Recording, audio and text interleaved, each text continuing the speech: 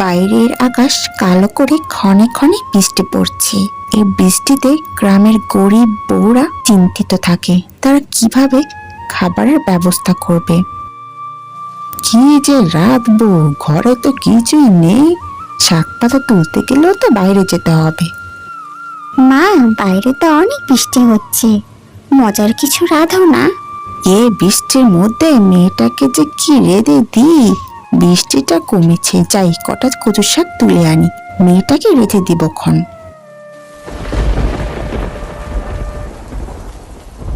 এই যা, আবার বৃষ্টি শুরু হলো। চল মা, তাড়াতাড়ি বাড়ি যাই। মা, এই কটা কচু শাক রেখে দিয়েছো যে? না, আর শাক লাগবে না, তাই ওটা রেখে দিয়েছি। বাইরে বুনে দিব, যাতে কালো বৃষ্টি হলে রাখতে পারি।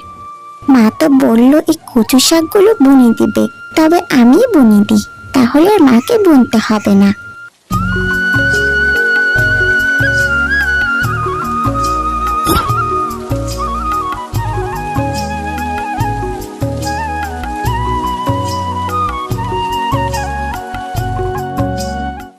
আজও বৃষ্টি, বৃষ্টি তো থামছেই না। যাই কচু শাক তুলে আনি।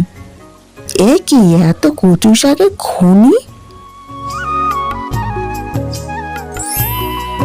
মা, এত কচু শাক হলো কিভাবে?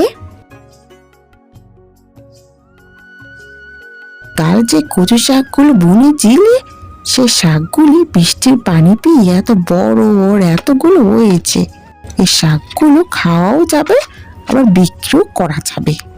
অবশেষে এই বৃষ্টির মধ্যেও গ্রামের মা বোনেরা তাদের জীবিকার জন্য কোনো না কোনো পন্থা খুঁজে বের করে। এইরকম আরো নতুন নতুন গল্প পেতে চ্যানেলটি সাবস্ক্রাইব করে আমাদের পাশেই থেকো।